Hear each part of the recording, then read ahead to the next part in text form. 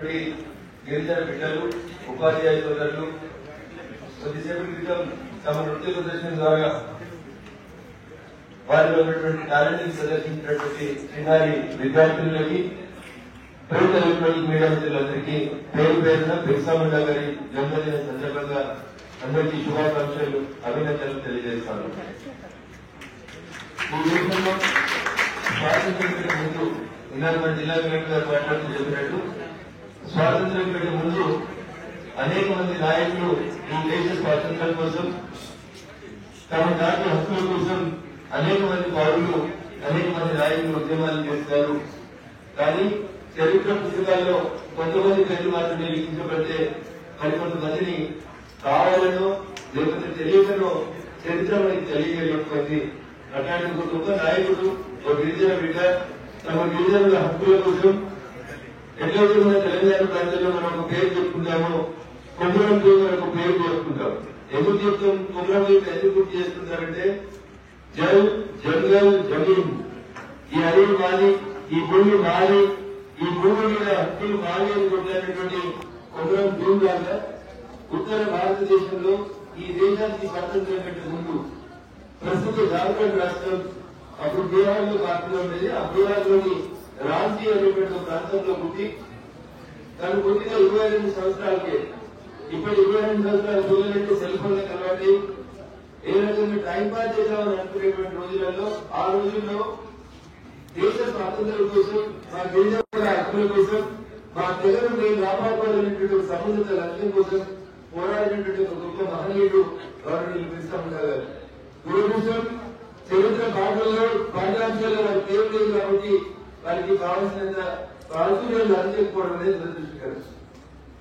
కానీ విద్యార్థులుగా మేము చేసేటువంటి హక్కులు ఏంటంటే ఇది ఎక్కువగా బయట జనాలలో మేము ఒక సభ పెట్టి చెప్పుకోవడానికి ఒక అవకాశం ఉంది. కానీ నేటి భాగంలో రేపటి పౌరులు మీ ద్వారానే మీ భవిష్యత్, మీ తెగల భవిష్యత్ భావితరాలకు తెలుస్తుంది. కాబట్టి ఈ రోజున్నటువంటి విద్యార్థులకు బిర్సా ముండా గురించి తెలియజేసినట్లయితే భవిష్యత్తులో మీ ప్రాంతాలలో భారత ప్రభుత్వం మీ సంక్షేమానికి చేపడుతున్నటువంటి కార్యక్రమాలను మీరు గ్రౌండ్ లెవెల్ తీసుకుంటారు.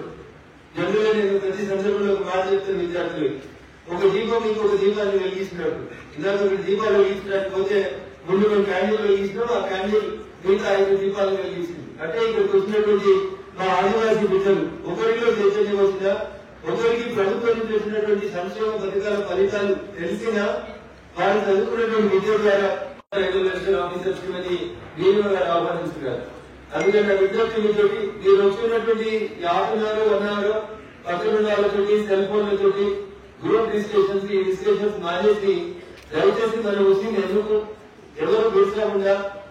ఎంతకాలం బతికినాం అని కాని సమస్య. కేవలం 25 సంవత్సరాలు మాత్రమే బతికినప్పటికీ ప్రపంచ చరిత్ర పుటలలో అదే చిరంజీవి గారు సినిమాలు చెప్తారు, చరిత్రలో నాకంటూ 4 పేజీలు ఉండాలని. అట్లా గిరిజనుల పేరు చెప్పుకుంటే బిర్సా ముండా పేరు చెప్పకుండా గిరిజన ఉద్యమాలు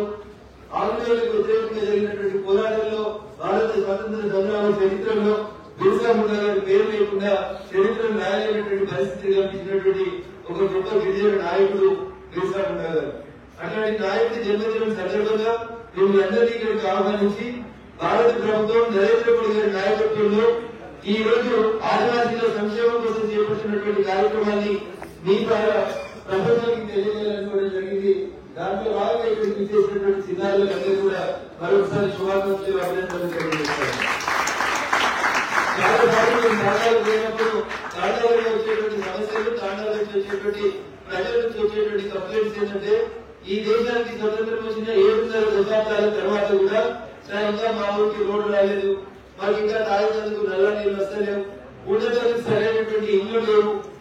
లేకపోతే మా ఊరికి ఇంకా కరెంటు రాలేదు, ఇట్లాంటి రకరకాలైనటువంటి సమస్యల్ని గిరిజన బిడ్డలు లేదా ఆదివాసీ బిడ్డలు ఎదుర్కొంటున్నటువంటి తరుణంలో నరేంద్ర మోడీ గారు 2014లో ఈ దేశానికి ప్రధానమంత్రి అయిన మరుక్షణం వారు తీసుకున్నటువంటి లక్ష్యం తాను ప్రధానమంత్రి అయిన 1000 రోజులలో దేశంలో కరెంటు లేని ప్రతి పంచాయతీకి కరెంటు ఇవ్వాలని ఒక లక్ష్యంగా పెట్టుకుని 1000 రోజులలో ఈ దేశంలో కరెంటు లేనటువంటి సుమారు 18,000 గ్రామ పంచాయతీలకి కరెంటునిచ్చి కరెంటు లేనటువంటి గ్రామ పంచాయతీ లేకుండా ఈ దేశాన్ని తీర్చిదిద్దినటువంటి నాయకుడు గౌరవ ప్రధానమంత్రి నరేంద్ర మోడీ గారు. ఇంకా ఎక్కడికైనా ఇక్కడ మీరంతా చూస్తా ఉన్నారు ఈ మధ్యలో రిన్యూవబుల్ ఎనర్జీ పెట్రోల్ డీజిల్ కాకుండా కరెంట్ కూడా ప్రత్యామ్నాయ ఇంధన వనరుల ద్వారా అంటే గాలి నుంచి నీరు నుంచి కరెంటుని తయారు చేసి వాడుకోవడం ఎట్లానే దాని దగ్గర నుంచి మొదలుకొని ఇప్పుడు సూర్యరశ్మి నుంచి కరెంటుని ఉత్పత్తి చేసుకోవడానికి చిన్న చిన్న రైతులను చిన్న చిన్న తాటాలను కూడా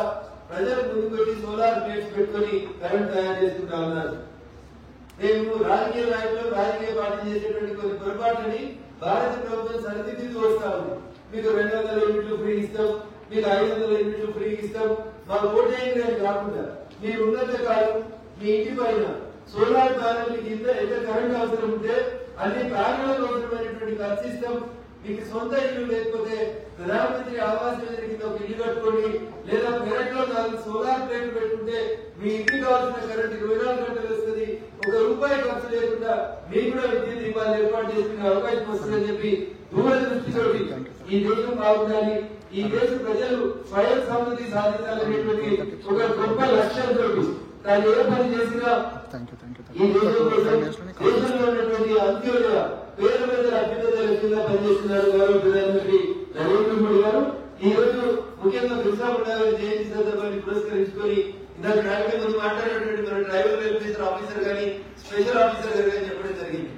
హెల్త్ క్యాంపుల కోసం మిమ్మల్ని ఎక్కడికో తీసుకొని రాకుండా ఒక మొబైల్ హెల్త్ వ్యాన్ ఇచ్చి మీ తాటాలకే హెల్త్ చెకప్స్ కోసం అని చెప్పి మొబైల్ హెల్త్ వ్యాన్ కూడా ఏర్పాటు చేయడం జరిగింది భారత ప్రభుత్వం వర్గం.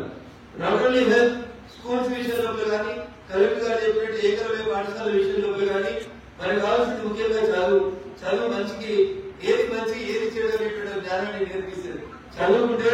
భవిష్యత్తులో మీరు దేశానికి ఉపయోగపడేటువంటి పౌరులుగా తీర్చిదిద్దబడతారనేటువంటి ఒక మంచి లక్ష్యంతో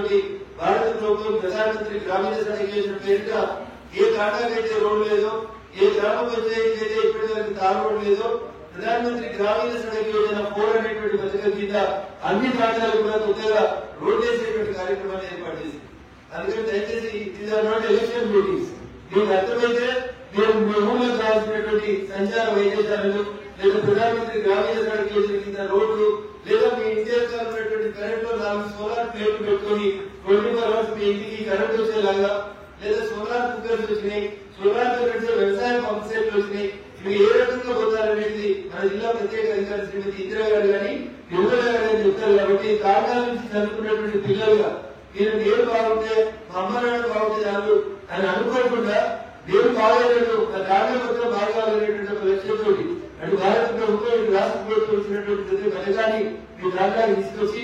మీరు మీతో పాటు నేను ఇందాక చెప్పినట్టు ఒక దీపం ఇంకొక దీపాన్ని వెలిగిస్తున్నట్టు ఒకరు చదువుకుంటే ఆ తాట మొత్తం బాగా కావాలి. నాకైతే నేనైతే బాగున్నా, నేనైతే మంచి స్లాబ్ ఇంట్లో ఉంటున్నా, మా ఇంట్లో వచ్చే కార్ ఉంది, వాళ్ళకి కరెంట్ ఉంది అని అనుకోకుండా మనం ఎక్కుతున్నప్పుడు మనతో పాటు ఇంకొక నలుగురి మన జాబు బిడ్డలు ముందుకు తీసుకుపోయి నలుగురు వాళ్ళని చదివించి అటు రాజకీయంగా ఇటు ప్రజాక్షేత్రంలో కూడా అటు వారి ఆర్థిక విధానాల్లో కూడా మార్పులు తీసుకొచ్చేందుకు వారు వాళ్ళ పౌరులైనటువంటి మీరందరూ పనిచేయాలని మీకందరికీ మరొకసారి ధర్తీ ఆమె పేరుగా ఈ రోజు భారత ప్రభుత్వం నరేంద్ర మోడీ గారి నాయకత్వంలో ప్రారంభించినటువంటి జనజాతీయ గ్రామ ఉత్కర్ష అభియాన్ కింద మీకు వస్తున్నటువంటి ప్రతి పథకానికి సంబంధించి మీరు ఏ రకంగా అప్రోచ్ కావాలనే విషయంలో ఈ జిల్లా ట్రైబల్ వెల్ఫేర్ అధికారి సోదరి నిర్మల గారు కొంచెం యాక్టివ్ గా ఉంటారు, మన కలెక్టర్ గారు కూడా బాగా యాక్టివ్ ఉంటారు. కాబట్టి మీకు కారణాలకు ఉన్నటువంటి అవసరాలు మీరు చదువుకుంటున్నాం కదా మాకెందుకు అని అనుకోకుండా దసరా సెలవులకో సంక్రాంతి సెలవులకో మీ ఊరికి పోయినప్పుడు మీ ఊరిలో ఉన్నటువంటి సమస్యలు కొంచెం చదువుకున్న బిడ్డలుగా మీ కావాలి మీరు ఆదర్శంగా నిలబడి కేంద్ర ప్రభుత్వం రాష్ట్ర ప్రభుత్వాలు ఇచ్చినటువంటి పథకాన్ని సద్వినియోగం చేసుకుని మీ దాటాలు మారాలని మీరు మారాలని మీరు పెద్ద పెద్ద డాక్టర్లు కలెక్టర్లు ఎస్పీగా మీరందరూ ఎదగాలని మనస్ఫూర్తిగా కోరుకుంటూ మాకు ఎన్నిసార్లు చదవనేటువంటి మీ అమ్మానాన్ని దేవుడు రావాలని చదువుకుంటే ఖచ్చితంగా నేను కలెక్టర్ అయ్యాలని కొట్టాలని మీరు ఆ దిశగా ఎదగాలని మనస్ఫూర్తిగా కోరుకుంటూ మరొకసారి 25 సంవత్సరాలే జీవించినప్పటికీ తన జీవితానికి చరిత్ర పుటల్లో 4 పేజీలు లిఖించిన రీతిలో ఆ రోజు ఆంగ్లేయుల మీద పోరాడినటువంటి బిర్సా ముండా గారి జన్మదిన సందర్భంగా మిమ్మల్ని అందరికీ కలుసుకునేటువంటి అవకాశం కల్పించినటువంటి జిల్లా పరిపాలన యంత్రాంగానికి కృతజ్ఞతలు అభినందనలు తెలియజేస్తూ మీరంతా ఆ బిర్సా ముండా గారి లాగా గొప్పగా ఆలోచించాలని చిన్న వయసులోనే గొప్ప ఆలోచనలతో